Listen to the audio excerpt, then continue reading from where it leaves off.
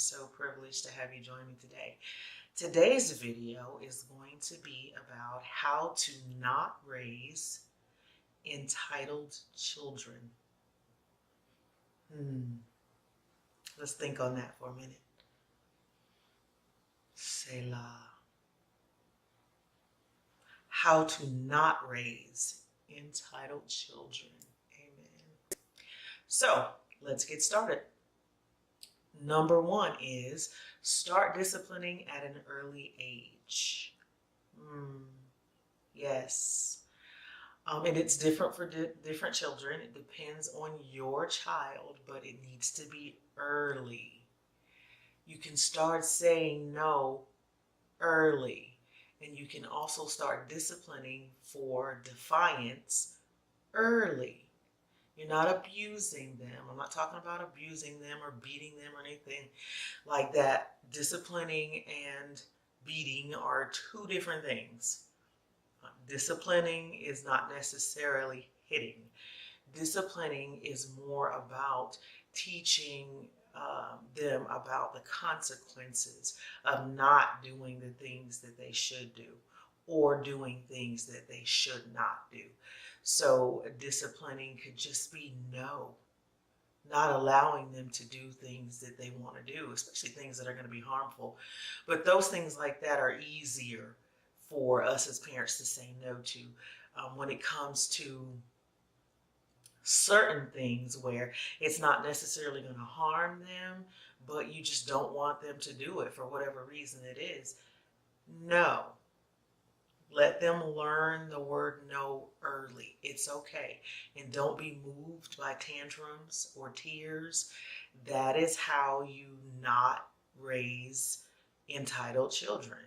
By not being moved by their reactions, especially when you know that what you're saying is right and when you know that what you're saying is for their good. Okay? So, number two, don't give them everything that they want. That may seem as if it's similar to the saying no, but this one is a little different. This one is more so not spoiling them. It's not about no or yes or right or wrong. It's just about teaching them that not everything is easily obtained. It's about teaching them that just because someone else has something doesn't mean that you have to have it. It's about teaching them that just because something is popular doesn't mean that you have to have it. Just because you saw a commercial about something doesn't mean that you're entitled to have it. That is more so what this second point is referring to. Letting them know and showing them by sticking to your word and showing them by example. I mean, that's the biggest thing, because if you're a parent who has to have everything and who has to have the latest gadgets and who is pulled in by things being advertised or things being new and shiny, then you're probably going to have a child that's that way. And so teaching them this may require that it starts with you and not having to have everything, and that's about teaching them to the value of people and the value of their insides, and not that they can find value and have to find value in things outside of themselves or in objects, right? Okay, so next is number three, teaching them mantras for them to repeat. So a mantra is typically an inspirational saying or an inspirational meditation that helps to guide your life or your spirit in a particular direction. We can start this early with kids, and we can start giving them these mantras as it relates to disciplining them early.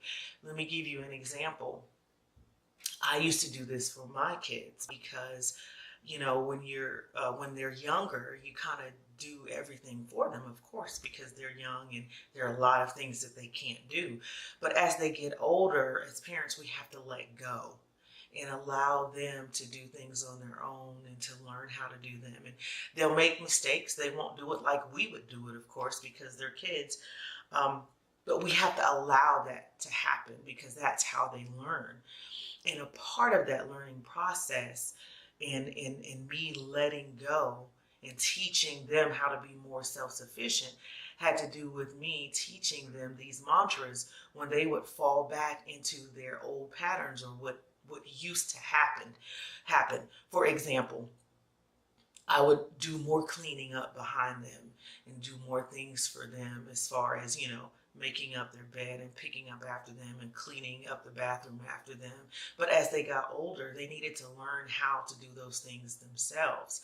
And so I had to start letting go and allowing them to do it for themselves, and then being okay with the fact that they were not going to do it the way I did it, that the quality would be lacking, but they were learning from the process.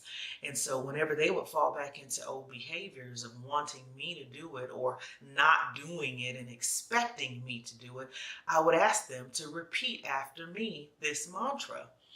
And I would say, okay, kids, I didn't get mad at them because I understood that that's what they were used to and that we were working on a new process. And so I would say, all right, repeat after me. Mommy is not. And they were so cute. They'd be like, Mommy is not. And I would say, my maid. And they'd be like, my maid. I said, okay, put it together. Mommy is not my maid. And they were so cute. They'd be like, Mommy is not my maid. And then I would explain it to them. Do you know what that means? And most of the time, they'd be like, no. And I said, okay, well, they knew at a certain point. But when I was teaching them this, so this is what that means. That means that you are fully capable of picking this up yourself, of making your own bed, of cleaning this particular thing up, of rinsing off your dishes, of picking up paper off the floor, whatever it is. I would tell them, you are perfectly capable of doing that. Mommy is not your maid. I need you to repeat that after me. And they would say, Mommy is not your maid. Is not my maid, excuse me. And so every now and then when they would forget and fall back into those old habits, I'd be like, remember what I said about Mommy? What did Mommy tell you? And they'd be like, Mommy is not my maid. And they would be so happy about it, but they knew it. And immediately after they repeated that, they would go do what it was they were supposed to do.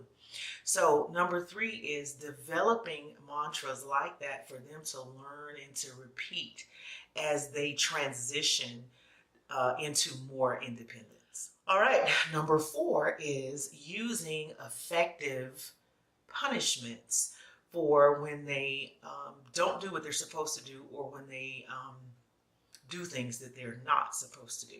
And what I mean by effective punishments is you have to look at your child. It's different for different children.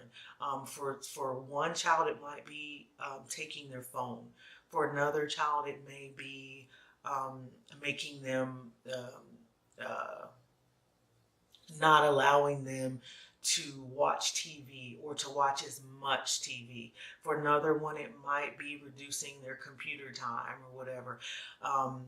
For teenagers, it tends to be taking their phone, because these teenagers are, well, not even teenagers, not just teenagers, adults are too, glued to their phones. But it's effective if you use those types of punishments. One that used to work for me with my kids is making them go to bed early. It doesn't matter if they had just gotten up. It could be 11 a.m. that morning on a Saturday, and maybe they had just gotten up at like 10 or whatever. And let's say if it was like 12 or 1 o'clock and they were arguing and not doing the right thing, I would literally say, I'm not going to get upset. I would go to them and tell them, you have 5 minutes to figure it out. Otherwise, everybody go to bed.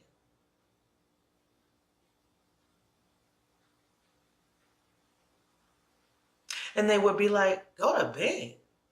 But Mom, It's only 12 o'clock or it's only 1 o'clock. And I would be just as serious. I don't care. Go back to bed. Either work it out or go to bed. It worked for my kids. I don't know if it'll work for yours, but it worked for my kids. And lastly is number 5, don't try to be their friend. Be the parent.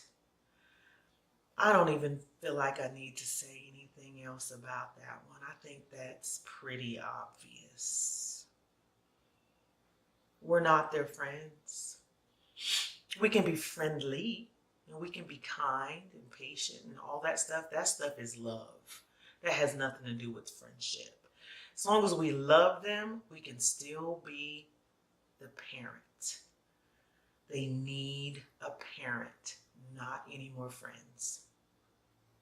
All right, that'll do it for this video. Thank you so much for joining me. I appreciate your presence at every video. I appreciate you lending me your time, lending me your ear, and I hope this helped. Please don't forget, subscribe below if you haven't already done it, or turn on notifications so that you can receive updates on my next videos. Thanks for watching.